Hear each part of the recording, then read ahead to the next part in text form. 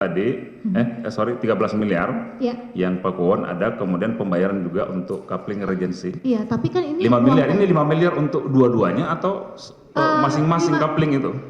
2,5 miliar, 2,5 miliar. Jadi totalnya 5 miliar rupiah. Jadi totalnya 5 miliar rupiah ya? Betul. Oke.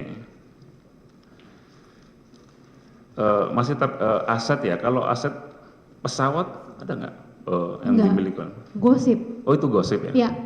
Seperti yang lagi viral sekarang kan banyak gosip-gosip. Gosip, jadi pesawat itu nggak ada. Tidak ada. Kalau yang rumah di Australia tadi bentuknya sewa tadi? Sewa. Oke. Izin yang mulia, tadi ada pertanyaan JPU yang belum saya jawab. Yang soal di BAP saya ada penulisan dolar Indo. Lagi ngapain? Mau Ya, jawab lagi? sebentar nanti kalau Ya? ini mau JPU-nya dilanjutkan udah diem, dulu yang nggak mana? nanya kok saudara mau JPU tentang Bu Elena. Oh iya, barusan. saya Bu Helena dulu. Katanya Yang ada yang belum yang dijawab. yang belum saya tanyakan apa tadi? Tadi ada dibacakan bahwa saya sudah menjawab yang ada perkataan dolar Indo. Ya. Di situ Jadi transaksi. pertanyaan tadi kan saudara sudah jawab ya? Bagaimana saya tahu? Iya. Jadi saya tahu itu setelah saya ditahan bersama dengan Pak Robert Indarto, Bapak Robert langsung mengatakan kepada saya bahwasanya saya bertransaksi itu bukan hanya dengan Quantum, juga dengan Dolarindo, Mekarindo, Inti Palutama, dan Polisindo. Kenapa cuma kamu yang ditahan?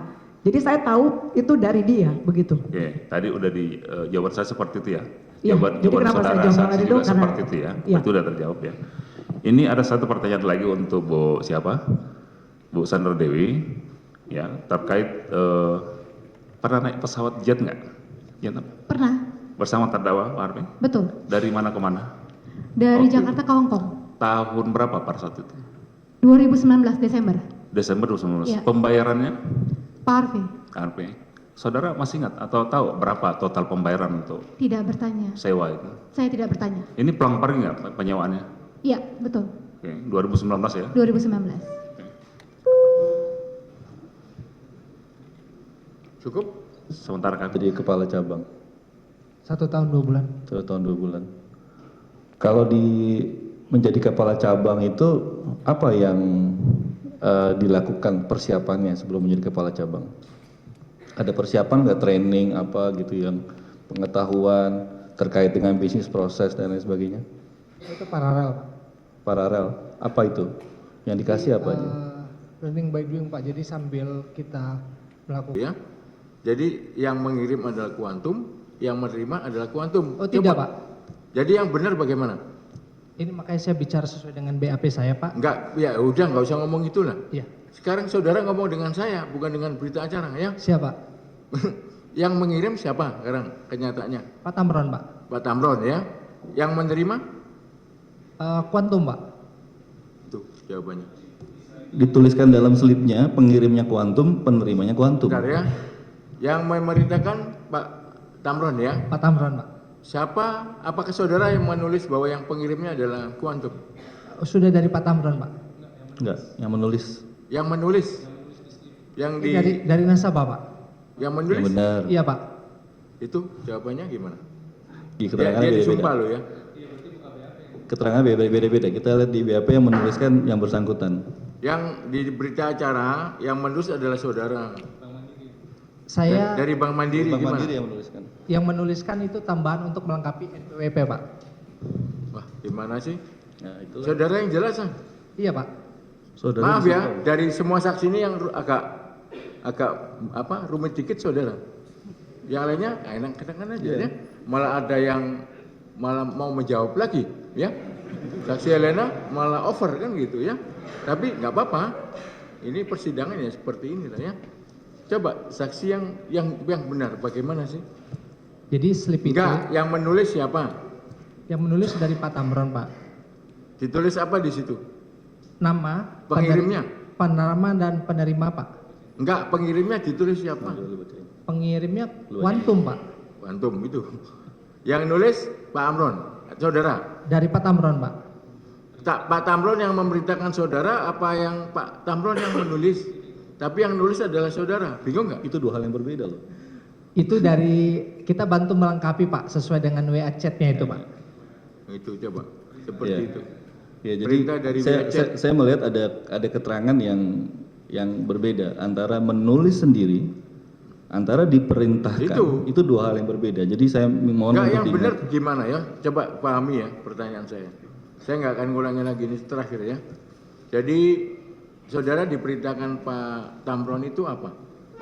Menulis atau gimana? Untuk melakukan transaksi. Iya, bukan transaksi udah. Oke. Yang di dalam penulisan ini. Mulia, nanti ketika Ya, saudara nanti pada bertanya. saat sekarang kan sudah. Ya, iya, makanya saya menyampaikan Dan keberatan saudara itu. sudah menanyakan ke Helena bahwa apa rentang waktunya ya? Iya, dan Helena bilang 18 sampai 2020. 18-20 yang Atau dia. saudara lupa? Yang di persidangan tuh saya tahu kontrak kerja dari fakta persidangan saya yang mulia. Saya selalu mendengar kerjasama PT Smelter itu 2018 ke 2020. Udah Ya. seperti itu. Dan Ya, tadi yang nanti tunjukkan simpulkan. 2023 gitu. Ya, simpulkan silakan. Oke, terima kasih yang mulia. Lalu pertanyaan terakhir buat Bu Helena dari saya. Yang saya pahami ya, ketika kita ingin nuker duit ya ke money changer, itu kan tadi saudara sebut tally. Iya, Tally itu kan mesin hitung yang manual.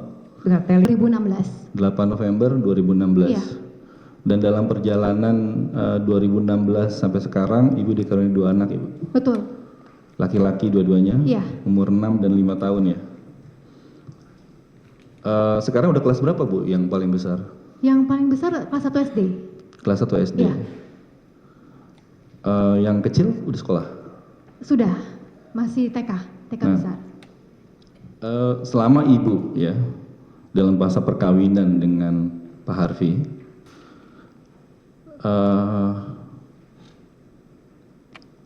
apa yang kemudian Ibu lihat dari segi personality-nya Pak Harvey yang paling deket tuh apa?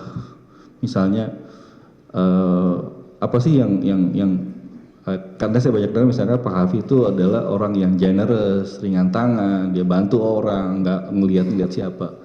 Apakah itu pengalaman itu juga Ibu alami pada masa perkawinan maupun sebelum perkawinan? Betul. Saya semakin hari semakin mencintai suami saya karena saya sangat mengagumi sifat suami saya. Karena suami saya ini yang bikin saya komplain setiap hari ke dia adalah dia terlalu sering menolong orang lain. Tapi memang ini adalah sifat bawaan dari suami saya yang pertama saya komplain, tapi ketika dia pulang ke rumah habis menolong orang lain, dia bilang dia sangat senang karena dia habis menolong orang hari ini. Dari situ saya nggak mau pernah komplain lagi karena saya tahu suami saya sangat senang karena dia bisa membantu orang lain. Seperti ketika saya melahirkan anak kedua saya, anak saya lahir tidak menangis dan dinyatakan bisa 70% cacat, sehingga anak saya masuk ke ruang NICU, tapi seminggu kemudian anak saya dinyatakan bisa pulih dan dalam keadaan baik-baik saja. Di sebelah kami ada seorang bayi kecil yang bernama Joel, beratnya hanya 900 gram. Ketika saya sedang berdoa, tiba-tiba suami saya menghilang karena dia menyamperi seorang papanya Joel, bilang ke bapak itu, "Pak, jangan nangis, karena Tuhan sudah mengabulkan doa bapak." Saya bingung, ada apa? Ternyata bayi itu dari Papua, orang Ambon yang tinggal di Papua. Dia di rumah sakit itu tidak punya biaya sama sekali, sehingga inkubatornya harus dicopot. Sehingga kalau inkubatornya dicopot, bayi itu akan meninggal. Terus saya bilang, apa yang kamu lakukan? Dia bilang, saya akan menanggung sampai selesai bayi itu sampai sempurna. Dari rumah sakit berbulan-bulan menjadi banyak operasi sampai sehat seperti sekarang ini. Itu suami saya. Terus saya bilang ke suami saya, boleh enggak? Jangan semua orang ditolong, pilih-pilih. Saya juga suka menolong.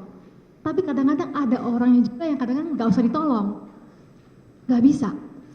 Dia memang puas sekali dan senang sekali menolong orang. Dan suami saya adalah orang yang tidak pernah mau merugikan orang lain.